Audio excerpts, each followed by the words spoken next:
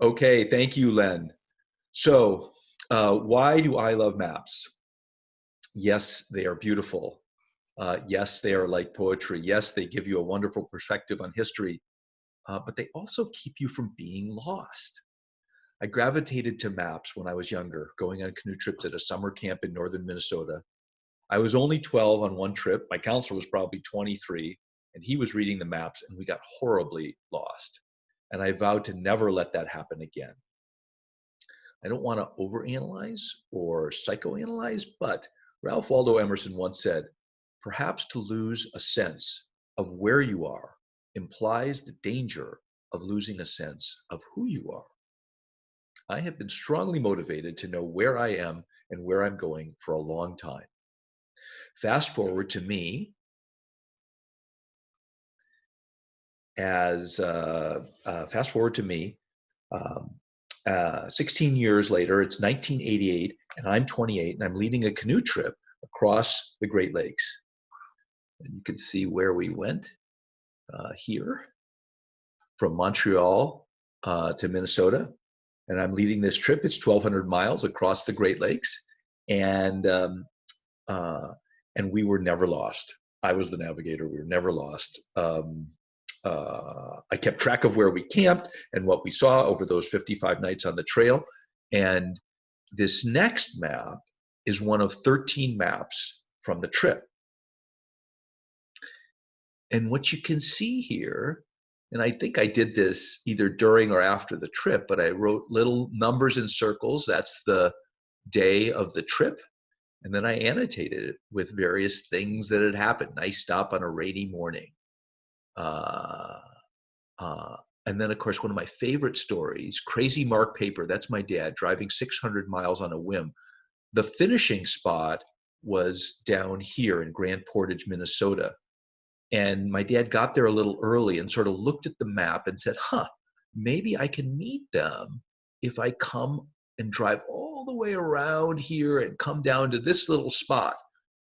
Well, lo and behold, we paddled in from the east, and he came down here, and we met at this dock. It was amazing. And anyway, I annotated that. So in looking at this map today, I see the foundation of something very important that's going to be demonstrated in 3 of the presentations today. This map that I annotated all those years ago was a precursor to a new function called dots that we've just implemented on the digital gallery. Dots give you an even greater ability to tell stories and share details within your maps. Dots have been used in the presentations by Ron Gibbs, Rich Bryman, and Len Rothman. And I want to give a special shout out to each of them for venturing into this developing realm of technology. This was not easy. Our software still has bugs, and they have been real, true explorers to work with this functionality. And I also want to give a shout out to Courtney Spikes, who has helped each of them put their exhibits together with dots. And so with that, I'm going to pass it over to Courtney. Thanks, Tom. You know, what I find so exciting about dots is that we can now collaborate on the curation to a much higher degree that hadn't been possible before. Now, some of you here are already familiar with the Digital Gallery website, but I know we have some new folks here today. So let me talk you through a little bit of an overview while Tom shows you how they work. First, the Digital Gallery is a website that hosts exhibits. Much like a room in a museum or an art gallery would have a curated group of maps and images that tell a story. Each exhibit on the website has both curators and users. Curators can upload the images. They can fill in descriptive text. So if we open an image and show one of the text boxes, there you go. So we can fill in a descriptive text. We can also embed video into the descriptive text box, which is wonderful, new feature. And so each image within the exhibit can have its own text box.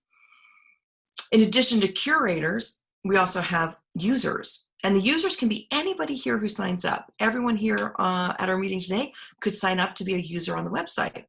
Users and curators are now both able to utilize this new feature that Tom just talked about, dots.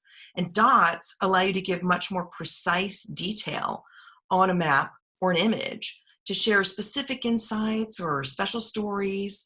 And anyone who signed up as a user can put the dots onto a map or an image, and then a curator or an admin can come in and approve that so it becomes live on the website. And what's great about this is not only can individuals who've created exhibits put dots on their own images and maps within their exhibit, but what Tom and I are so excited about is it creates collaboration. So now we could go to something perhaps like Rich Bryman's vignette series of maps that have all these beautiful images around the edges that tell stories. Everyone can jump in, add a dot to add their knowledge and their background and their expertise and their insights as a community of learners and storytellers on this amazing website that Tom's created. Thank you, Courtney. Really appreciate that. It's also a lot of fun. Thank you, Courtney. Yeah, so ultimately our goal with the digital gallery is to become the place for learning about history through maps. And so I want to sort of restate what Courtney said. We are looking for people who want to tell stories through maps. It could be any of you. It doesn't have to be a collector. It could be a history teacher or a history professor or their students. Both Courtney and I would be delighted to help anyone who's interested to organize and tell their story or the story they want to tell. So as an example, my wife is planning an exhibit about Venice, and she has no background in maps or history, but she's interested and it is totally possible. My friend Steve Hannon is planning an exhibit on Spain, and currently Courtney and I are working with a professional baseball franchise who own a couple of boats that cruise around a bay around here to put together an exhibit that would go with their bay cruises.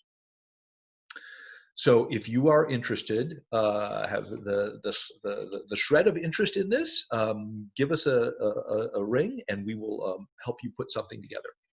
All right, thank you.